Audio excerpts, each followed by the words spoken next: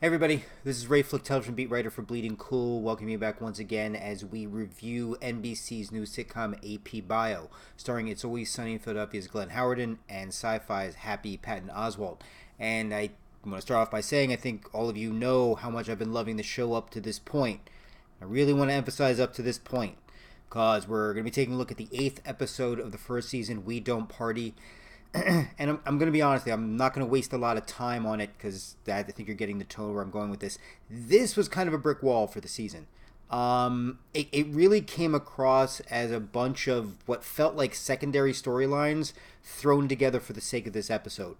I didn't buy any of the characters. They didn't really seem consistent except for Heather, who is one of the rare highlights of this episode I'm going to talk about in a minute. But I didn't get a sense really that the characters were consistent. It was a little too slapstickish. The Jack and Chase dynamic I didn't really buy into or like or enjoyed watching. Meredith really came across part blank slate and part smarter and better and above all of it. So I really didn't buy into it. There were just a lot of weird cliches and things like that going on. The storyline was basically this. Jack has an opportunity to hit on his ex-girlfriend Meredith, who works at a hospital. She happens to be dating a guy who's a doctor named Chase.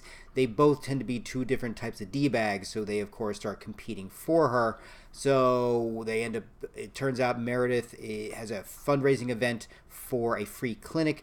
They end up losing the location, so Jack ends up offering Victor's house. We find out Victor has a beautiful house because Jack ends up seeing it in class earlier that day when he's trying to get the kids the staple gun in his hand to go and see Meredith at the hospital. Do you understand the disdain I'm having as I'm describing this and kind of giving you the setup?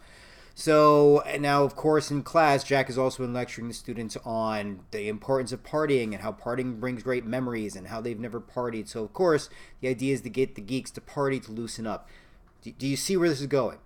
Because guess what? Surprise. Jack ends up using Victor's house to hold the fundraiser. At the same time, the students decide to come over to Victor's and have a party. So what's Jack to do? In typical slapsticky fashion, he's going to have the fundraiser upstairs, and he's going to have the kids downstairs. And of course, there's no bathroom, and we've got this, and there's a piano off between Chase and Jack, and it just gets, honestly, really painful. It was a slow, painful episode to watch is probably the best way for me to put it. That was the main storyline. Then you had the kids at the partying, and there was nothing new there. I was hoping more from it. That, to be honest with you, should have been its own storyline, not a secondary one. That would have lent itself a little more opportunity to breathe. Otherwise, we went the same typical route, and turns out Victor, pretends he's not drinking, and he drinks, and again, and I usually rely on two other groups to help me with the side storylines. Well, three, I should say, but we had no Helen in this one. So we had Steph, Mary, and Michelle, and we had an instance where Mary was interested in this guy. She finally found out this guy, and in turn, she always talks about how guys are always into weird things, the ones who are single, and she ends up talking to this guy, and he seems great and everything, and it turns out he's into putting clothes on toes. Yeah, I would have probably liked that little quirk better if there was a lot more going on with the episode, but there wasn't. And of course, the other aspect, Durbin, Patton Oswalt, a waste of him in this episode. It was the typical, hey, I don't fit in, Jack didn't invite me in the party, so let me show up with my 6-pack of beer, and I feel uncomfortable, and then blah, blah, blah.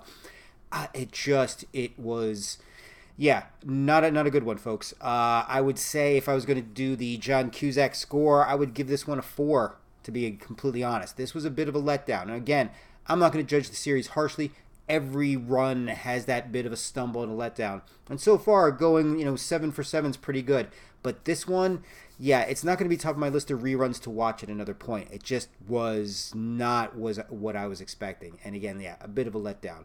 But that isn't to say there aren't some highlights. So I'm going to my handy-dandy trusty list to make sure that you guys are aware. Chase. Jack made him aware, and I thought this was a pretty funny line in a weird, bizarre way, that his name is also a verb for, quote, what rapists do. Well, I thought that was just very random.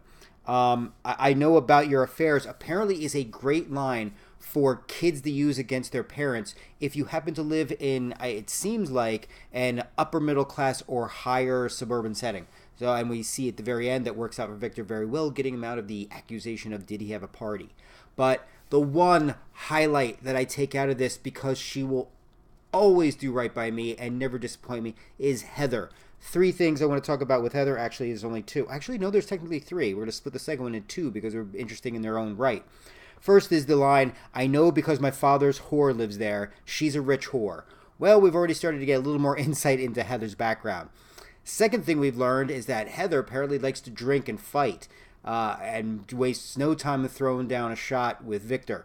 The reason why we say there's a second word is because proving that Heather is a true wingman woman person to Jack and that she means it when she calls him boss. She, in a drunken little way, throws a punch actually at Chase and actually threatens Meredith and gives her a chance, I believe, if I understood her drunkenness correctly, for her to throw a punch at her first. So, again, you gotta respect that kind of love, commitment, and backup. So there were some highlights in what was otherwise, if I'm being kind, a mediocre episode, but I'm not going to be kind because I expect better. I've had 7 good runs. This episode was a disappointment. Yeah, again, you're going to have to eat this one, AP Bio. I'm going to come up with some headline that's probably going to be like, I am Jack's raging disappointment.